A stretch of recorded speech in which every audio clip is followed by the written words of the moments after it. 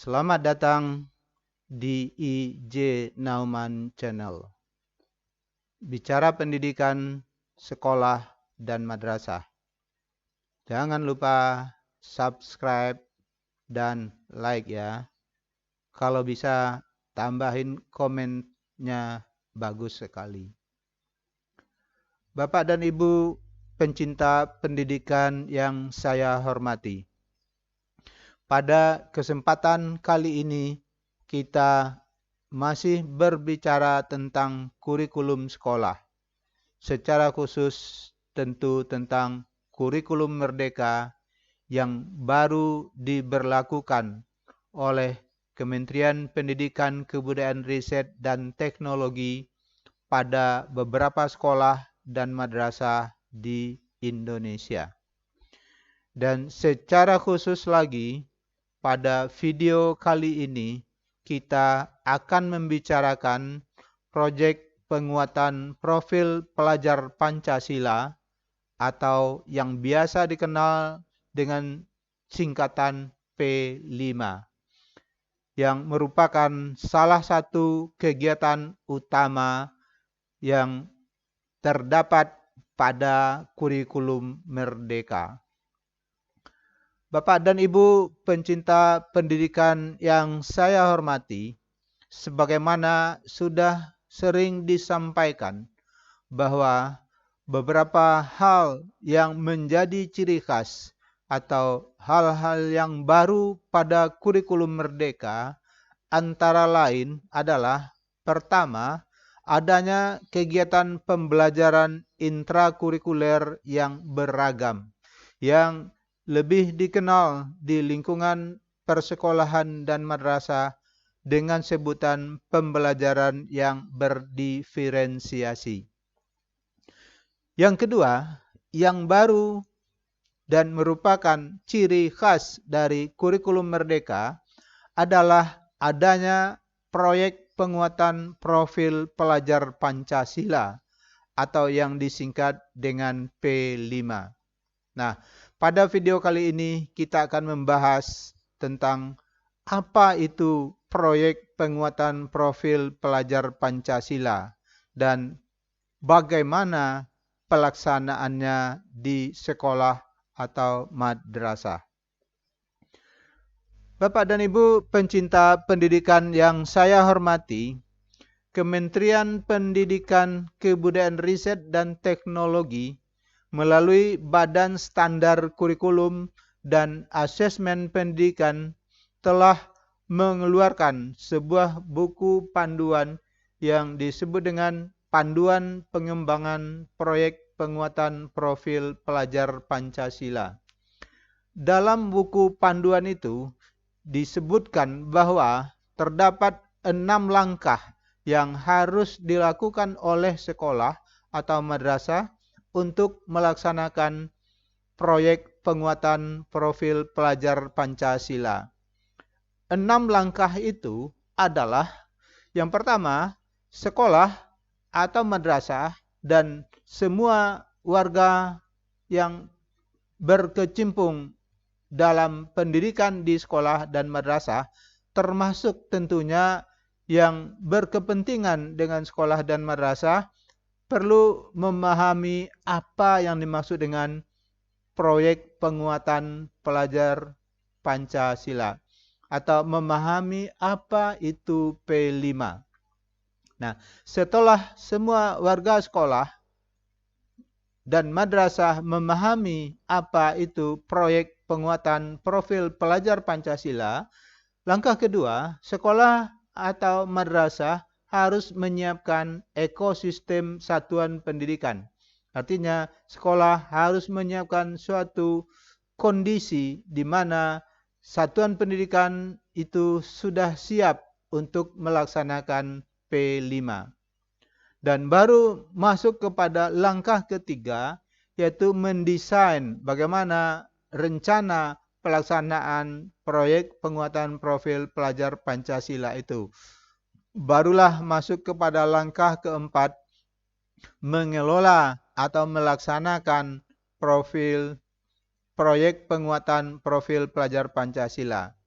Nah, setelah langkah keempat mengelola P5, baru masuk ke langkah kelima, sekolah atau madrasah atau satuan pendidikan mengolah asesmen atau penilaian dan melaporkan hasil P5 itu dalam bentuk rapor pendidikan peserta didik.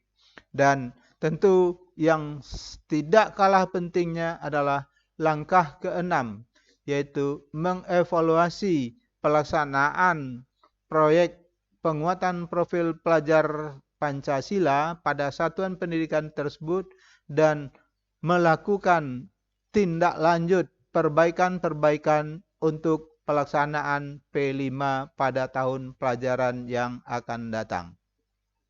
Nah, pada video kali ini kita akan membahas langkah pertama, yaitu memahami proyek penguatan profil pelajar Pancasila atau langkah pertama memahami P5.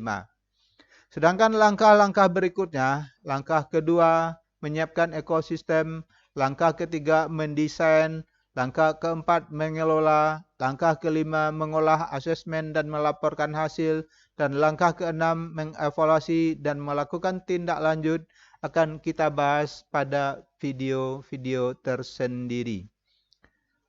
Bapak dan Ibu pencinta pendidikan yang saya hormati, itulah 5-6 langkah yang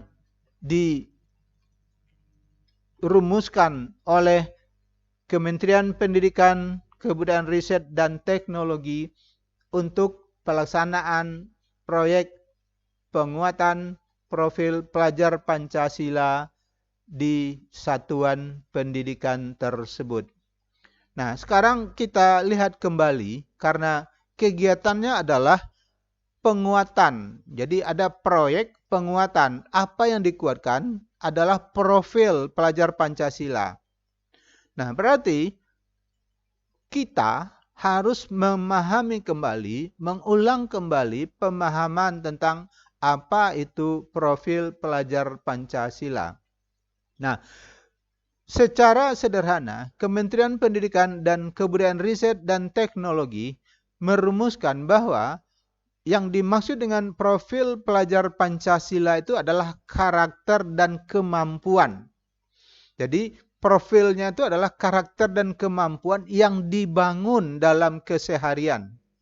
Jadi karakter dan kemampuan itu dibangun, dimunculkan dalam keseharian dan dihidupkan dalam diri setiap individu peserta didik. Jadi dia menjadi karakter sekaligus kemampuan yang muncul dalam kehidupan sehari-hari oleh peserta didik melalui. Jadi kemampuan itu dibangun melalui pertama budaya satuan pendidikan. Jadi satuan pendidikan itu menciptakan suatu budaya yang memungkinkan, memfasilitasi peserta didik untuk membangun karakter dan kemampuan tersebut. Nah, selain melalui budaya satuan pendidikan, karakter dan kemampuan itu juga dibangun melalui pembelajaran intrakurikuler. Jadi setiap materi-materi pada pembelajaran intrakurikuler juga bertujuan untuk membangun karakter dan kemampuan yang muncul dalam keseharian siswa dan dihidupkan dalam setiap diri individu. Nah, selain dua langkah tadi, selain melalui budaya satuan pendidikan, pembelajaran intrakurikuler, profil pelajar Pancasila juga dibangun melalui proyek penguatan profil pelajar Pancasila atau yang biasa disingkat dengan P5.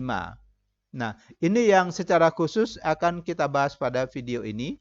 Dan selanjutnya, profil pelajar Pancasila itu juga dibangun melalui kegiatan-kegiatan ekstrakurikuler di sekolah. Jadi,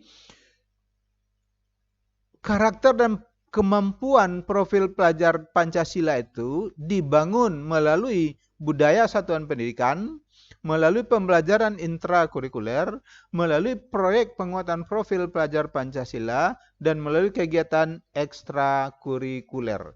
Nah, artinya keempat kegiatan di persekolahan itu bersinergi secara holistik untuk membangun sikap dan kemampuan atau karakter peserta didik untuk menjadi pelajar Pancasila.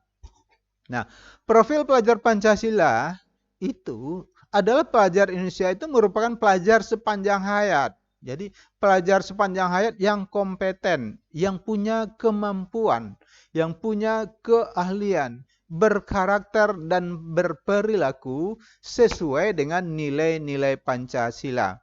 Jadi kompetensinya, perilaku peserta didik yang dihasilkan, yang digodok dan dibentuk di satuan pendidikan itu harus sesuai dengan nilai-nilai Pancasila.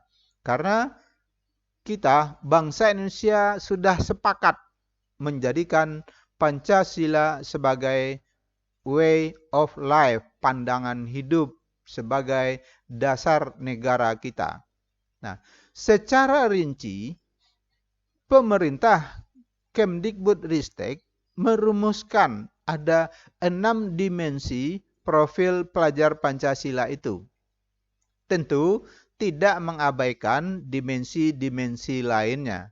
Jadi 6 dimensi ini adalah 6 dimensi yang difokuskan untuk dikembangkan melalui kegiatan penguatan profil pelajar Pancasila, melalui kegiatan ekstrakurikuler di satuan pendidikan, melalui kegiatan intrakurikuler, dan melalui penciptaan budaya satuan pendidikan.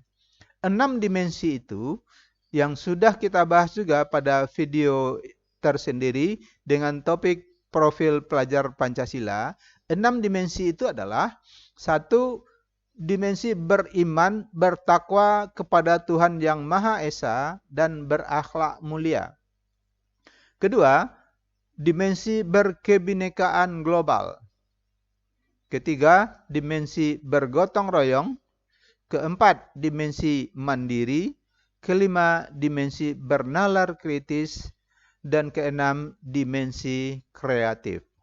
Artinya, kegiatan-kegiatan di satuan pendidikan melalui 4 kegiatan yang sudah kita sebutkan tadi, yaitu penciptaan budaya satuan pendidikan, kegiatan intrakurikuler, kegiatan P5, dan kegiatan ekstrakurikuler, muara goal terakhirnya adalah menciptakan peserta didik yang beriman, bertakwa kepada Tuhan Yang Maha Esa, yang berkebinekaan global, yang mampu hidup bergotong royong dan hidup mandiri, memiliki bernalar kritis dan kreatif, tanpa mengabaikan dimensi-dimensi lainnya.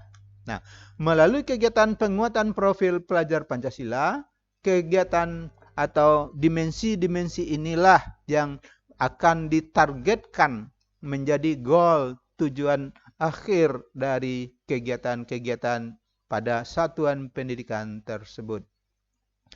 Nah, para pencinta pendidikan yang saya hormati, sekedar untuk memahami apa itu proyek penguatan profil pelajar Pancasila, dapat kita pahami bahwa proyek penguatan profil pelajar Pancasila itu bersifat lintas disiplin ilmu yang kontekstual dan berbasis pada kebutuhan masyarakat atau permasalahan di lingkungan satuan pendidikan.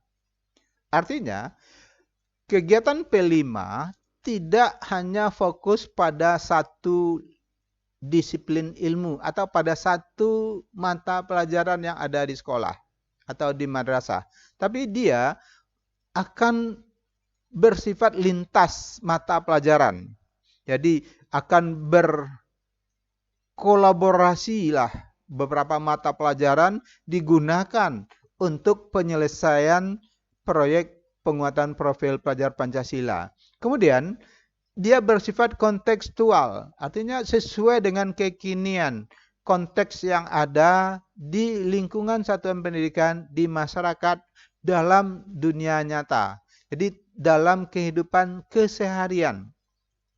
Dia berbasis pada kebutuhan masyarakat atau permasalahan di lingkungan satuan pendidikan. Jadi proyeknya itu yang memanfaatkan berbagai ilmu yang dimiliki oleh siswa dan dia sesuai dengan fakta permasalahan yang terdapat di lingkungan satuan pendidikan. Jadi dia memang berada pada kondisi keseharian yang dihadapi oleh peserta didik itu sendiri. Nah, kalau pada pendidikan kesetaraan, dia berupa proyek pemberdayaan dan keterampilan. Jadi dia berupa proyek pemberdayaan dan keterampilan. Berbeda dengan pelaksanaan di lingkungan persekolahan. Nah, dari sana dapat dipahami bahwa proyek penguatan profil pelajar Pancasila pada intinya mengakrabkan peserta didik dengan permasalahan yang dihadapinya dalam kehidupan sehari-hari. Nah, karena kegiatan ini bersifat proyek, nah, yang dimaksud dengan proyek itu adalah serangkaian kegiatan untuk mencapai sebuah tujuan tertentu. Jadi, ada rangkaian kegiatan untuk mencapai tujuan tertentu. Caranya bagaimana? Dengan cara menelaah suatu tema menantang. Jadi dengan menelaah menganalisis, memikirkan, mencoba, mencari beberapa alternatif tentang suatu tema. Proyek penguatan ini, karena dia proyek didesain agar peserta didik dapat melakukan investigasi, melakukan penyelidikan. Kalau istilah anak-anak muda sekarang itu agar peserta didik kepo, memiliki rasa ingin tahu tentang suatu masalah, mencari penyebab, mengapa masalah ini ada, apa masalah yang sebenarnya. Nah, setelah mereka melakukan investigasi, muncul kepo mereka, lalu mereka selidiki, ini yang disebut dengan kegiatan melakukan investigasi, kemudian mereka mencoba memecahkan masalahnya. Jadi setelah ditemukan apa masalahnya, lalu mereka mencoba memecahkan masalah. Nah, kalau dalam pemecahan masalah tentu ada beberapa alternatif, beberapa kemungkinan. Nah, dari sekian kemungkinan pemecahan masalah, maka peserta didik diharapkan mampu mengambil keputusan, menetapkan satu pilihan untuk penyelesaian pemecahan masalah yang dihadapi tersebut. Peserta didik bekerja dalam periode waktu yang telah dijadwalkan. Jadi proyek ini dikerjakan siswa pada periode waktu yang telah dijadwalkan oleh sekolah atau madrasah. Dan yang penting mereka adalah menghasilkan produk atau aksi atau kegiatan. Jadi hasilnya atau wujud kegiatan itu adalah bisa dalam bentuk proses atau kegiatan atau action, atau bisa juga mereka menghasilkan produk. Nah, dengan itu maka kita dapat menangkap bahwa yang terpenting dalam kegiatan proyek itu adalah adanya proses yang harus dilakukan oleh peserta didik. Bapak dan Ibu pencinta pendidikan yang saya hormati, sebagaimana sudah sering kita sampaikan bahwa kegiatan proyek penguatan profil pelajar Pancasila ini bersifat co-kurikuler. Artinya, dia mengiringi kegiatan intrakurikuler. Kegiatan co-kurikuler artinya adalah sebuah kegiatan yang wajib dilakukan oleh semua peserta didik. Dan proyek penguatan profil pelajar Pancasila ini bersifat lintas mata pelajaran. Jadi ini yang membedakan co-kurikuler pada P5 dengan co-kurikuler yang sudah dikembangkan atau dikenal pada kurikulum sebelum kurikulum Merdeka. Kalau pada kurikulum sebelum kurikulum Merdeka, kegiatan co-kurikuler itu melekat pada mata pelajaran. Jadi dia tidak bersifat lintas mata pelajaran.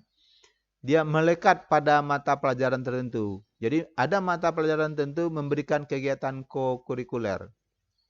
Tetapi pada kurikulum Merdeka, proyek penguatan profil pelajar Pancasila bersifat co-kurikuler yang lintas mata pelajaran dan diberi bobot.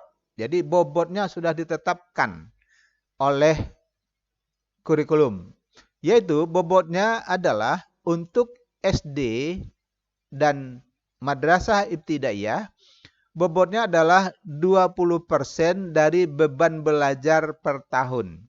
Jadi kalau dalam 1 tahun siswa peserta didik SD itu misalnya belajar 40 minggu, maka bobot kegiatan co-kurikulernya 20% dari 40 minggu tersebut. Jadi mungkin 1/5 dari 40 minggu, artinya bobotnya harus bisa diselesaikan dalam rentang waktu 8 minggu. Sedangkan untuk SMP dan madrasah sanawiyah, bobotnya adalah 25% dari beban belajar per tahun. Jadi bobotnya dihitung per tahun. Jadi tidak dihitung per semester, tapi bobot ini 25% per tahun. Sedangkan untuk SMA dan madrasah aliyah dan SMK dan madrasah aliyah kejuruan, bobot co-kurikulernya juga semakin besar, 30% dari beban belajar per tahun. Artinya dapat kita lihat bahwa semakin tinggi jenjang pendidikan, semakin besar bobot kegiatan proyek penguatan profil pelajar Pancasila. Dan perlu juga dipahami bahwa proyek penguatan profil pelajar Pancasila ini dilaksanakan dalam bentuk project based learning. Dan secara khusus project based learning ini akan kita bahas pada video tersendiri. Bapak dan Ibu pencinta pendidikan yang saya hormati, kegiatan proyek penguatan profil pelajar Pancasila atau P5 yang muaranya adalah pembentukan karakter dan kemampuan peserta didik melalui berbagai kegiatan seperti yang sudah kita sampaikan, yaitu penciptaan budaya satuan pendidikan, pembelajaran intrakurikuler, kegiatan P5 dan ekstrakurikuler, di mana kegiatan proyek ini, melalui kegiatan proyek ini, peserta didik membahas, mencari kegiatan-kegiatan yang sesuai dengan tema yang disediakan. Tema-tema yang disediakan itu ada 8 tema yang disediakan. Nanti peserta didik bisa saja memilih topik tersendiri sebagai rincian dari tema-tema yang disediakan. Ada 8 tema yang disediakan. Artinya tema yang harus dipilih oleh peserta didik untuk kegiatan P5-nya. Tema-tema itu adalah pertama tentang gaya hidup, kedua tentang kearifan lokal, ketiga tentang tema Bhinneka Tunggal Ika, tema keempat adalah bangunlah jiwa dan raganya, tema kelima suara demokrasi, tema keenam rekayasa dan teknologi, tema ketujuh kewirausahaan, dan tema ke-8 kebekerjaan. Penjelasan dan pemahaman tentang tema-tema yang disediakan ini juga akan kita bahas pada video tersendiri. Bapak dan Ibu pencinta pendidikan yang saya hormati, kegiatan proyek penguatan profil pelajar Pancasila itu dilaksanakan dalam rentangan 1 tahun ajaran atau 1 tahun pelajaran. Ketentuannya, dalam 1 tahun pelajaran atau 1 tahun ajaran, peserta didik wajib melakukan proyek penguatan profil pelajar Pancasila minimal aturannya adalah pertama, untuk sekolah dasar dan madrasah ibtidaiyah, setiap siswa harus atau wajib melakukan kegiatan P5 ini adalah 2 proyek dengan 2 tema yang berbeda.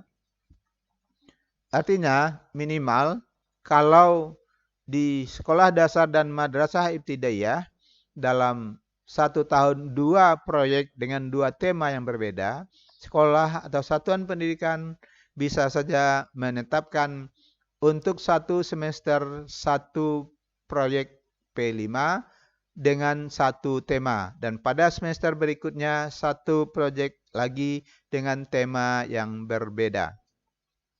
Sedangkan untuk jenjang SMP dan madrasah sanawiyah, minimal dalam 1 tahun ajaran, peserta didik mengerjakan atau melakukan P5 minimal 3 proyek dengan 3 tema yang berbeda. Artinya, dalam 1 tahun itu, peserta didik boleh mengerjakan 2 proyek pada semester ganjil, 1 proyek pada semester genap dengan 3 tema yang berbeda. Atau bisa juga 1 proyek pada semester ganjil, 2 proyek pada semester genap. Dan itu adalah ketentuan minimal. Sedangkan untuk SMA dan madrasah aliyah, jadi saya ulang, untuk SMA dan madrasah aliyah juga harus menyelesaikan 3 proyek dengan 3 tema berbeda pada kelas 10. Jadi pada kelas 10, siswa atau peserta didik wajib menyelesaikan minimal 3 proyek dengan 3 tema berbeda. Sedangkan jika peserta didik sudah naik ke kelas 11 dan kelas 12, mereka hanya diwajibkan minimal menyelesaikan 2 proyek dengan 2 tema berbeda. Jadi tentu tidak disarankan untuk menumpuknya pada 1 semester. Bisa saja memilih untuk kelas 10 itu 2 proyek pada semester ganjil, 1 proyek pada semester genap, atau sebaliknya. Dan pada kelas 11 dan kelas 12, peserta didik mengerjakan 1 proyek pada semester ganjil dan 1 proyek pada semester genap dengan tema yang berbeda. Sedangkan pada sekolah menengah kejuruan dan madrasah aliyah kejuruan diatur berbeda dengan SMA dan madrasah aliyah, di mana peserta didik itu pada kelas 10 harus menyelesaikan 3 proyek dengan 2 tema pilihan. Jadi 3 proyek, 2 temanya pilihan. Dan 1 tema yang sudah ditetapkan yaitu tema kebekerjaan. Dan karena ini merupakan sekolah menengah kejuruan, maka tema kebekerjaan menjadi tema wajib untuk peserta didik di SMK dan MAK. Jadi saya ulang, 3 proyek untuk 1 tahun pelajaran dengan ketentuan 2 tema itu sifatnya pilihan dari 7 tema yang sudah disediakan dan 1 tema wajib yaitu kebekerjaan. Sedangkan pada kelas 11, jadi ketika peserta didik sudah naik ke kelas 11, dia berkewajiban menyelesaikan 2 proyek penguatan profil pelajar Pancasila dengan ketentuan 1 tema dipilih oleh peserta didik dan 1 tema wajib tetap adalah kebekerjaan. Jadi sekolah atau satuan pendidikan boleh mengatur kapan tema pilihan dikerjakan peserta didik dan kapan tema wajib kebekerjaan. Silahkan satuan pendidikan yang mengaturnya. Sedangkan pada kelas 12 SMK dan MAK, peserta didik hanya tinggal berkewajiban menyelesaikan satu proyek penguatan profil pelajar Pancasila dengan tema wajib kebekerjaan.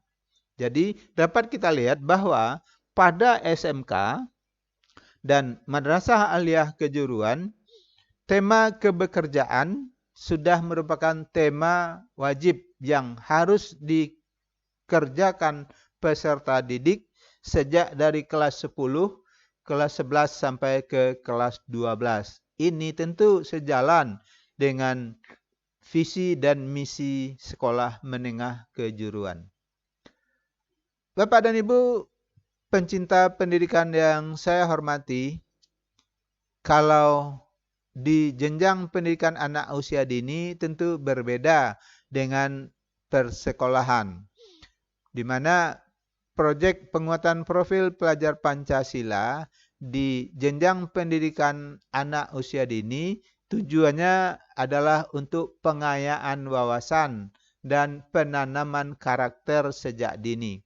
Jadi tidak bersifat proyek yang dilakukan oleh peserta didik seperti di SD, di SMP, dan SMA, tapi sifatnya dilaksanakan dalam konteks perayaan tradisi lokal atau hari besar nasional dan internasional. Jadi selalu ada unsur ciri khas anak usia dininya dalam bentuk kegiatan-kegiatan yang bergembira ria, kegiatan permainan, dan lain-lain.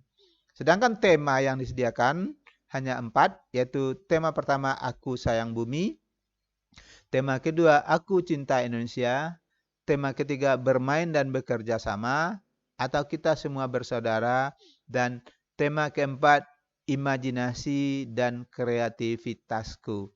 Jadi para peserta didik di PAUD sambil bermain, sambil bergembira, satuan pendidikannya melakukan kegiatan-kegiatan ketika perayaan-perayaan Hari Besar Nasional, Hari Besar Internasional, atau tradisi-tradisi lokal di daerah, di kota, di kabupaten, atau di kecamatan tersebut, dilakukanlah kegiatan-kegiatan perayaan dengan tema-tema yang sudah disediakan tadi.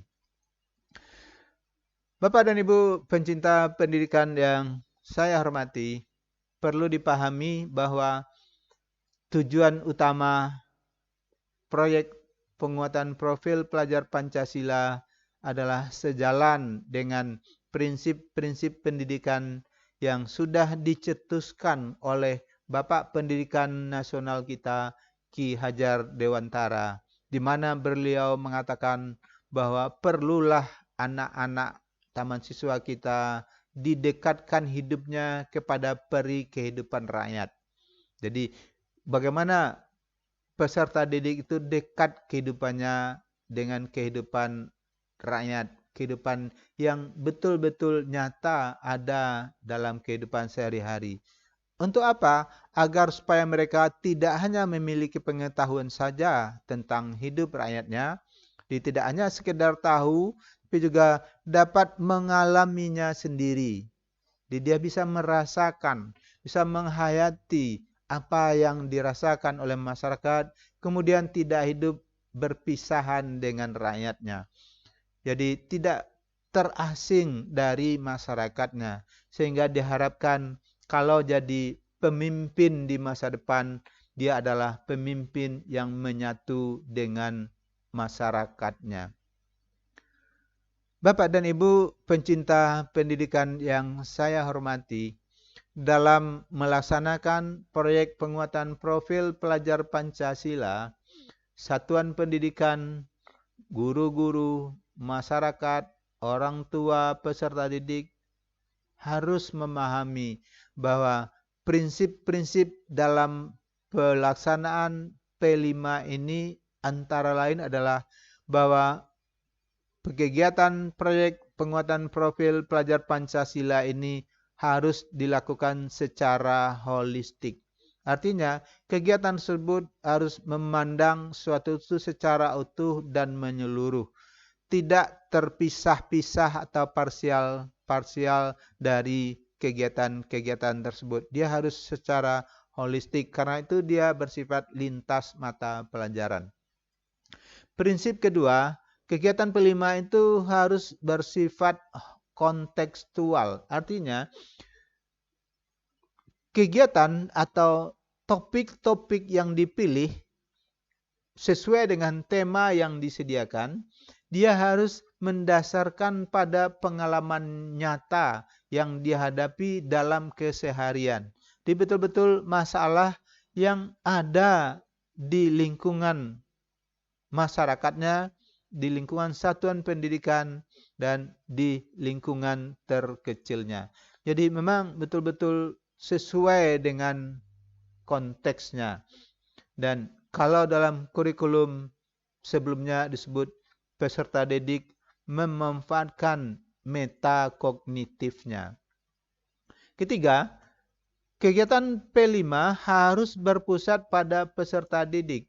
Jadi, permasalahan yang dibahas, diinvestigasi, yang dicarikan pemecahannya itu harus permasalahan yang dihadapi, diketahui, diamati, dialami oleh peserta didik.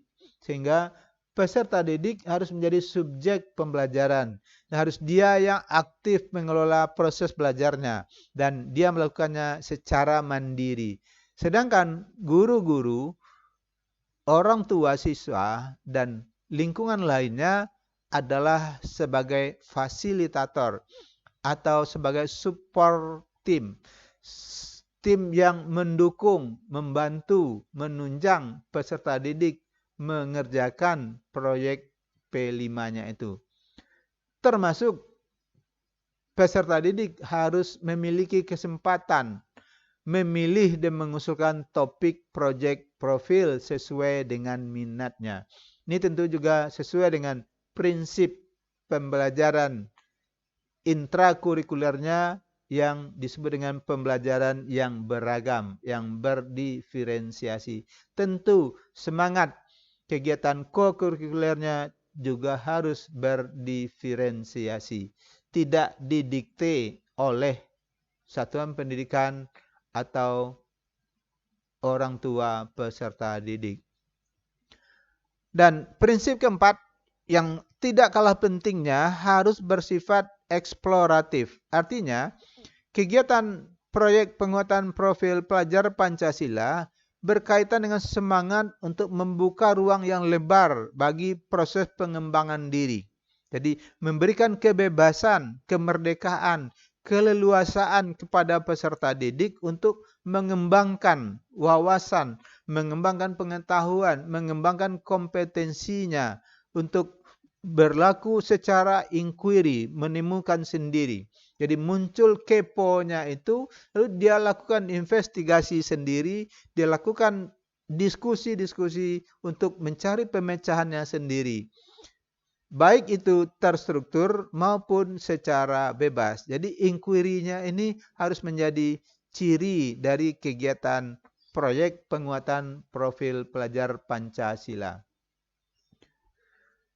Itulah tadi prinsip-prinsip dalam pengelolaan proyek penguatan profil pelajar Pancasila. Bapak dan Ibu pencinta pendidikan yang saya hormati, secara teoritis proyek penguatan profil pelajar Pancasila akan memberikan banyak manfaat.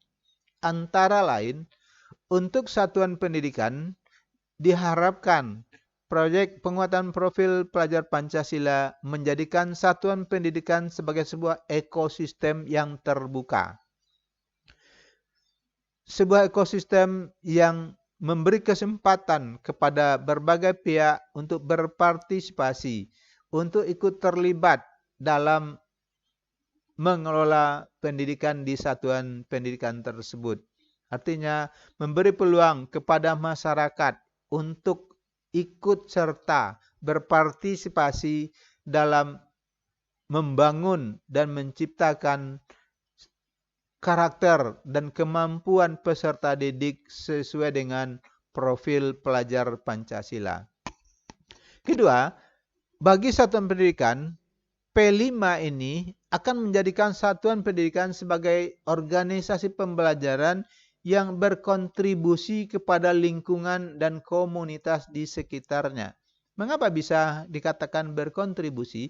Karena topik-topik yang dibahas oleh peserta didik adalah topik-topik yang aktual, yang kontekstual, sesuai dengan prinsip-prinsip yang sudah kita jelaskan tadi.